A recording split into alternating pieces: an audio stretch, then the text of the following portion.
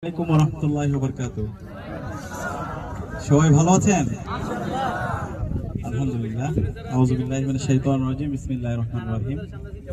আমি আপনাদের কাছে দোয়া নেওয়ার জন্য এসেছি এবং এমন একটি জমিনে এসেছি যে জমিনে আমাদের রাহাবাররা শায়িত অবস্থায় আছে, আমাদের শহীদ নেতৃবৃন্দ শায়িত অবস্থায় আছে, যারা আমাদেরকে রাস্তা দেখিয়েছে, যাদের আত্মত্যাগের উপর আজকে ইসলামী আন্দোলন বাংলাদেশে টিকে আছে, সেই মানুষদের কবর এখানে শায়িত আছে। আল্লাহ পাক সুবহানাহু ওয়া তাআলার কাছে দোয়া করছি, আল্লাহ তাআলা আমাদের রাহাবারদেরকে জান্নাতুল ফেরদৌসের মেহমান হিসেবে কবুল করুক, আল্লাহুম্মা আমিন। ঢাকা বিশ্ববিদ্যালয় কেন্দ্রীয় ছাত্র সংসদ ডাকসুর দায়িত্ব নেওয়ার পরে আমরা চেষ্টা করেছি শিক্ষার্থীদের কাছে যে কমিটমেন্টগুলো দিয়েছিলাম সেই কমিটমেন্টগুলো বাস্তবায়ন করার জন্য। আলহামদুলিল্লাহ আমরা গত 6 মাসে আমরা প্রমাণ করেছি ইনশাআল্লাহ আমরা যে দেশ চালাতে সক্ষম, আমাদের হাতে যে দেশ নিরাপদ।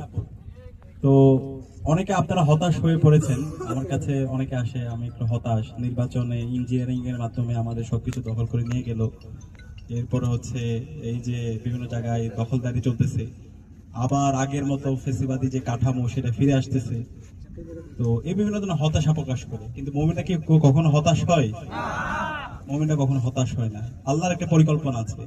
তো আল্লাহ তাআলা চান আমরা আরো নিজেদেরকে আরো প্রস্তুত করি, নিজেদের যে দুর্বলতাগুলো আছে সেই দুর্বলতাগুলো আমরা দূর করি।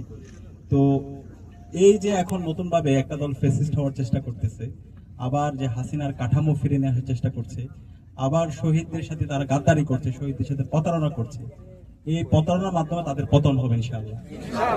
আজকে জুলাইয়ের শহীদরা যে জন্য জীবন দিয়েছে একটা নতুন রাষ্ট্র, নতুন বাংলাদেশ বিনির্মাণ করার জন্য, যে বাংলাদেশে চাঁদাবাজি থাকবে না, টেন্ডারবাজি থাকবে না, সন্ত্রাস থাকবে না, দুর্নীতি থাকবে না, রাহাজানি থাকবে না, যে বাংলাদেশে সকল মানুষের অধিকার নিশ্চিত হবে, সেই বাংলাদেশে আমরা আবার দেখতে পাচ্ছি হাসিনার যে কাঠামো সেটা ফিরিয়ে নেওয়ার জন্য তারা ইতিমধ্যে যে অধ্যাদেশগুলো হয়েছিল, জুলাই সনদ থেকে শুরু করে যে অধ্যাদেশগুলো হয়েছে সেই সকল অধ্যাদেশগুলো তারা বাতিল করে দিচ্ছে।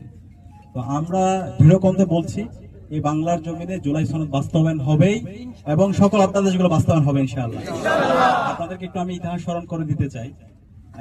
যখন 90-এর গণ অভ্যুত্থানের পরে বিএনপি ক্ষমতা এসেছিল কেয়ারটেকার তত্ত্বাবধায়ক সরকার নির্বাচনের মাধ্যমে তখন, এবং এই তত্ত্বাবধায়ক সরকার ফর্মুলা দিয়েছিল গোলাম আজম স্যার, জামাত ইসলামের আমির। তো পরবর্তীতে এই তত্ত্বাবধায়ক সরকারের কি বলে যে সুবিধাভোগী ছিল বিএনপি। এরপরে বিএনপি যখন 5 বছর ক্ষমতায় ছিল, এরপর তারা তত্ত্বাবধায়ক সরকারকে বাতিল করে দেয়, তারা দীর্ঘায়িত করতে চাইছিল তাদের ক্ষমতা। কিন্তু পরবর্তীতে